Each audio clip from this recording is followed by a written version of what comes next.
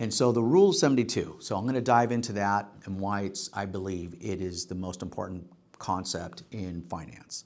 Okay, so let's take a look at what it is. First, you have to understand it's about compounding interest over time.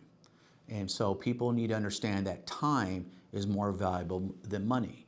And the way you want to look at that is that when you start at a very young age, or when you start, let's say you're 25 years old, and you start investing, and you know that you're going to invest at least till maybe age 50, maybe age 60 when you retire, okay?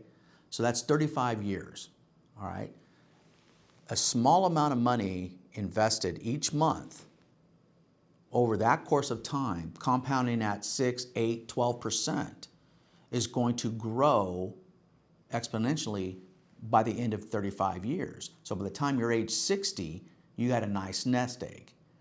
If you wait till age 40 or 45 or before you start paying attention to your investments, and then you start going, oh, I better start saving for retirement. Well, when do you want to retire? Well, I want to retire at 60, maybe 65. Now you're talking, a lot less time, right? So, maybe 10 years, 15 years.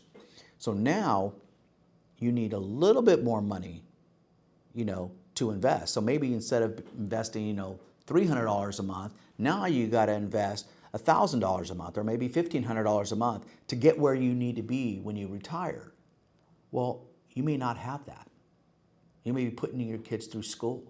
You may be, having to take care of your parents, or maybe you're having to take care of a sibling, or maybe, your wife isn't working or your husband isn't working, something along those lines, okay? Or your kids are getting ready to go to college. Where are you at in life? Did you set yourself up to be able to take advantage of that time? If you wait too long, you're going to have to work longer in life. So you're not going to be able to retire at age 60. You may have to work till 65. You may have to work till 70. And that's what we're seeing today, is people are having to work longer, okay? So if an example of that is when I was 23 and I was investing a little bit of amount, $25, $50 each month. When I needed to buy that second house, I needed about $15,000. I called up my buddy, asked him how much money I had in one of my accounts. He said, you have $15,000. Boom, I borrowed it, took it out, bought my second house. Okay, so that compounded. Okay, that compounded from my age 23 to age 20, I think it was 28 when I bought that second house. Okay, so that's 5 years. That's an example of what you can do by putting a little bit of amount, allowing it to compound and not touching it. So then fast forward to when my daughter was going to go to college. Well, she entered high school in 2009, and everybody knows we had a housing crash in 2008. So I had money in her 529 account. She wants to go off to college. By the time she was ready to go, I needed to make sure I had enough for her college, because I was not going to borrow money.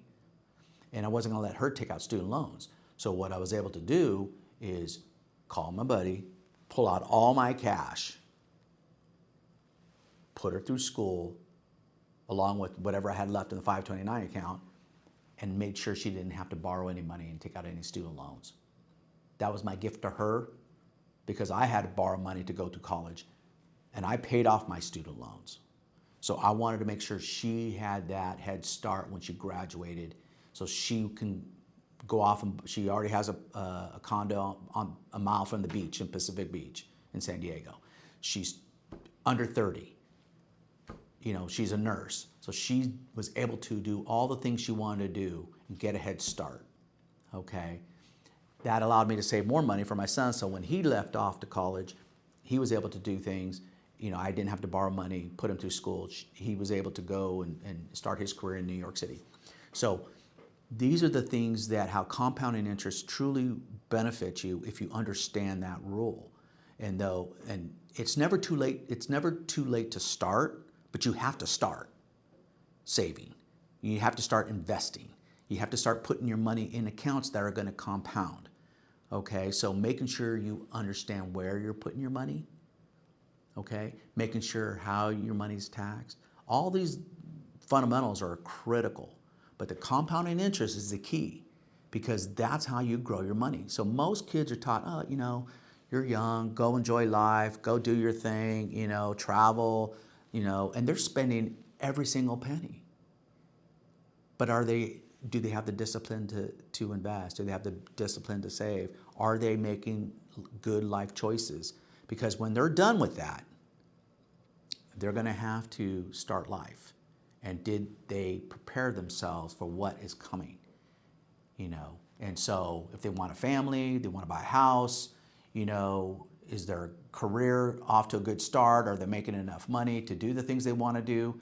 Are they putting their money, some money or portion of it away to make sure they have a future later on? So those are the things that it all starts with time. How much time do you really have? Because people have to understand there's three, at least how I understand it, how I like to look at things. There's three components when we talk about time. You got 0 to 25 years old. You're trying to figure out life, okay? You're making mistakes, but you're figuring things out, and hopefully you're setting yourself up for the future. 25 to 50, okay, you got married maybe, and you bought a house, or you're trying to get your career going, and you're already in your mid-30s, you're saving, you're trying to get ahead so you can have some sort of, future after 50. And then you got 50 to 75 because people, the average lifespan is 75 to 80, right? So you want to make sure that 50 to 75, quote unquote, your golden years, you're actually enjoying life and doing the things you want to do, whatever it is, So you can't do that without money.